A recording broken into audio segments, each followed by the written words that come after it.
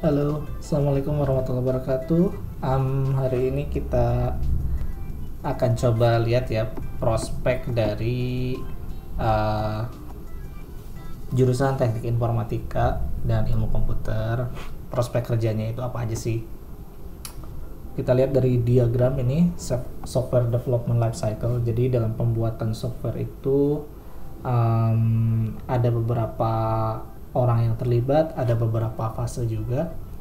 Ini fase-fasenya ya, dimulai dari planning, perencanaan, analisis, desain, dilanjutkan implementasi. Terus kalau bisa implementasi itu coding ya, udah jadi aplikasinya terus dites.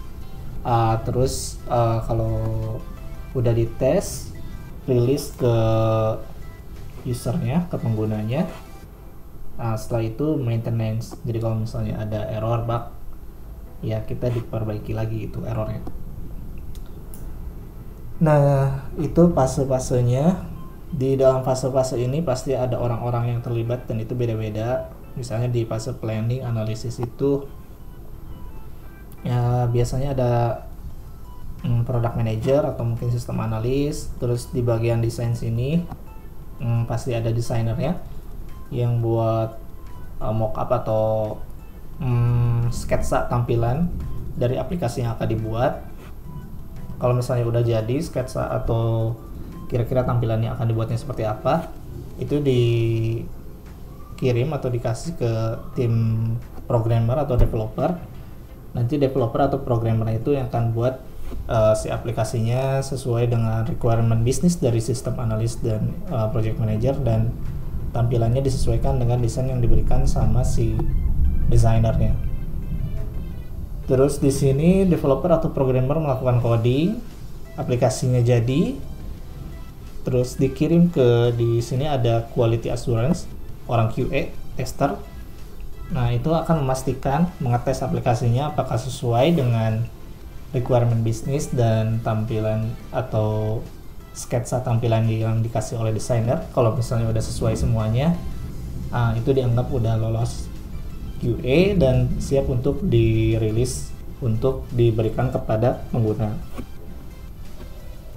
Kalau misalnya di Android mungkin dirilis ke Play Store atau di iOS ke App Store ya. Oke, kira-kira secara sederhananya seperti itu. Jadi akan banyak fase yang dilewati dalam pembuatan software itu dan banyak orang yang terlibat. Ini saya coba jelasin prospek lowongan kerja yang mainstream aja sih ketika kita masuk ke jurusan informatika atau ilmu komputer. Yang pertama itu ada backend programmer. Backend programmer itu, ini kita bahas ininya aja ya, skill set atau kemampuan minimum yang harus dimilikinya dari seorang backend programmer. Detailnya backend programmer itu seperti apa, kerjaannya apa aja, bisa dieksplor lagi oleh teman-teman, nanti dicari tahu aja. Skill setnya sendiri itu yang pertama SQL. SQL ini bisa MySQL, bisa Oracle atau yang lainnya. Fungsinya untuk menyimpan data. Contohnya misalnya di website ya,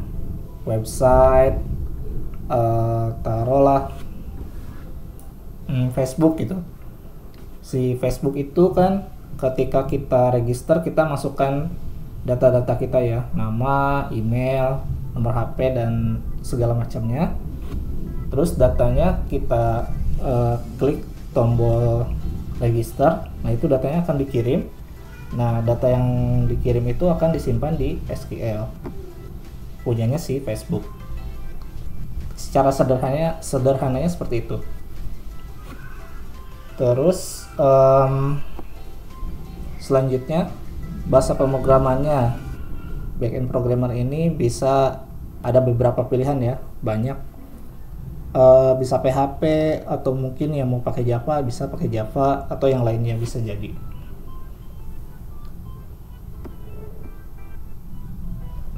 Nah, selanjutnya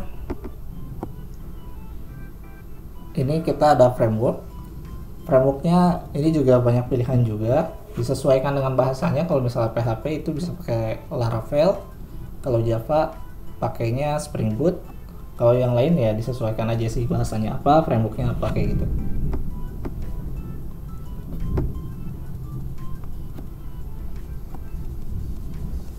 Nah, tadi itu kan bagian belakang tuh, bagian penyimpanan datanya backend programmer ya. Di pembuatan website sendiri misalnya itu dibagi dua tuh, bagian belakangnya, bagian penyimpanan data yang tadi udah kita bahas di backend programmer, sama bagian tampilannya. Kita praktek aja kali ya.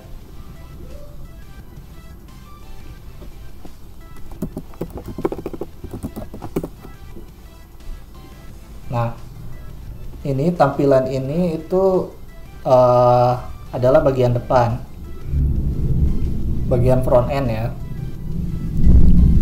Jadi tugasnya front end web developer itu ya buat tampilan aplikasinya kayak gini. Sini ada logo, terus ada message kayak gini. Sini ada apa namanya? Input text kayak gitu. Ini buat passwordnya, ini tombol login, ya kira-kira seperti inilah yang buat tampilannya.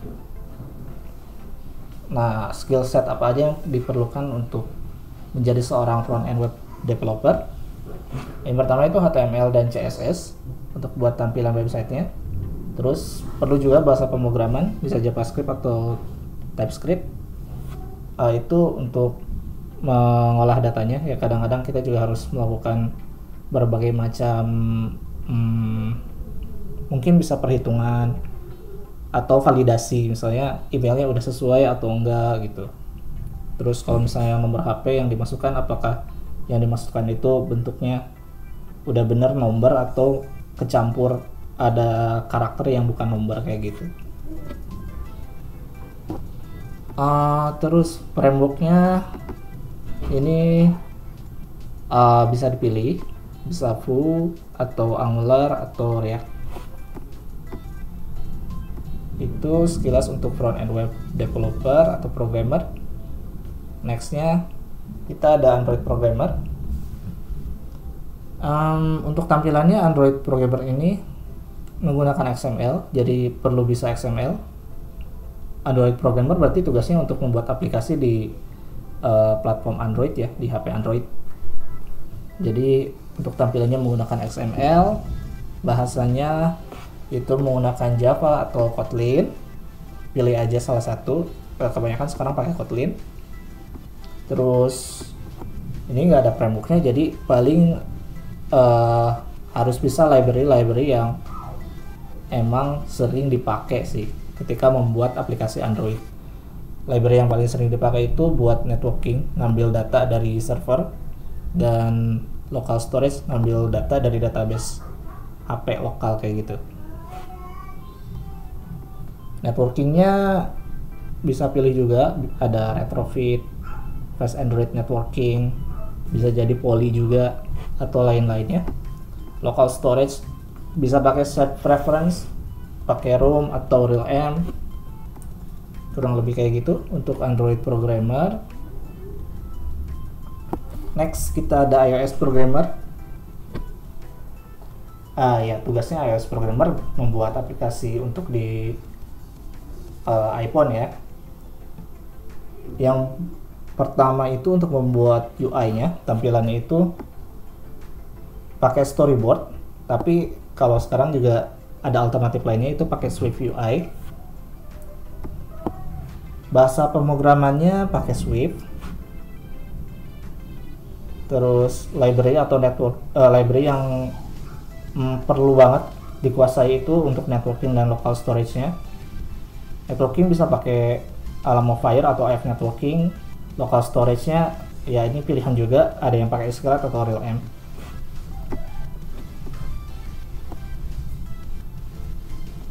Selanjutnya mobile hybrid programmer. Mobile hybrid programmer itu maksudnya, jadi untuk sekarang ini ada teknologi baru Kalau tadi kan dipisah programmer untuk Android dan iOS. Dengan teknologi hybrid ini atau multi platform ini, kata lain dari hybrid itu bisa diartikan juga multi platform ya, berbagai macam platform. Dengan teknologi yang terbaru ini bisa satu kali coding dan menghasilkan dua aplikasi untuk Android dan iOS. Jadi codingnya sekali, hasilnya untuk dua platform itu, Android dan iOS.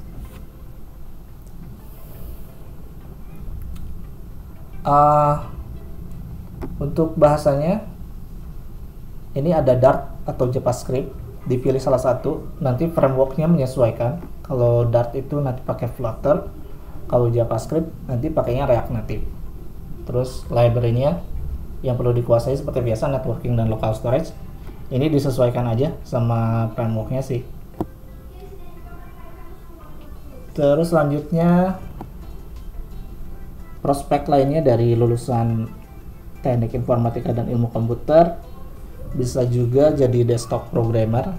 Desktop programmer itu ya membuat aplikasi desktop untuk komputer ya. Contohnya mesin kasir, yaitu teknologi yang digunakan bisa VB.NET misalnya, atau Java Swing ya, itu dipilih aja. Terus bisa juga selanjutnya itu prospeknya jadi hardware programmer. Hardware programmer contoh kasusnya itu pembuatan vending machine di KRL. Kalau di Jakarta kan itu di KRL ada vending machine, kita masukin uang ke dalamnya, nanti si vending machine-nya ngeluarin tiket KRL-nya kayak gitu. Bahasanya bisa pakai C++.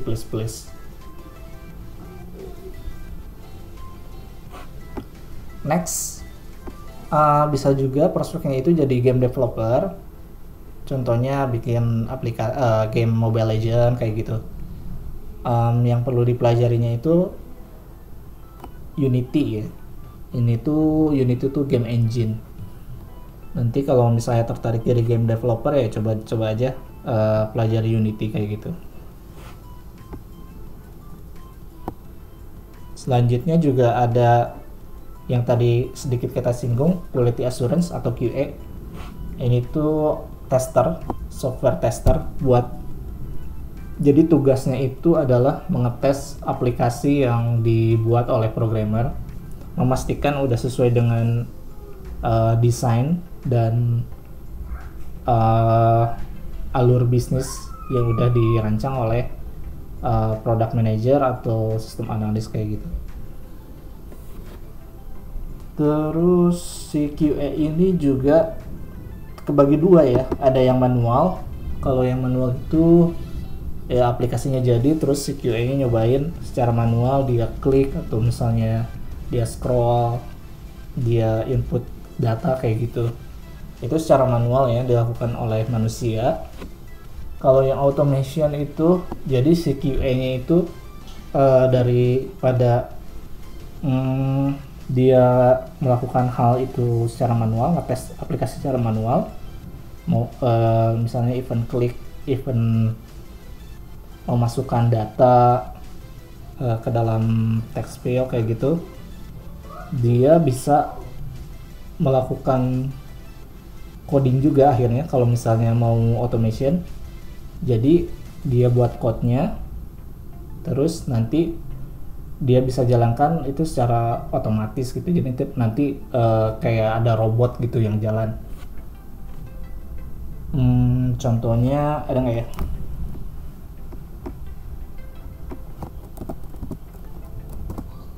Di YouTube mungkin ya.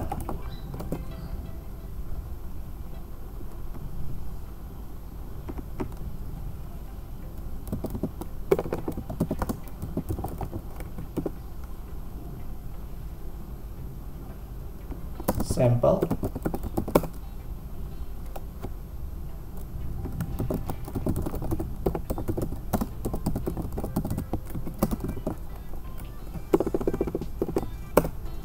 Supaya kita lihat.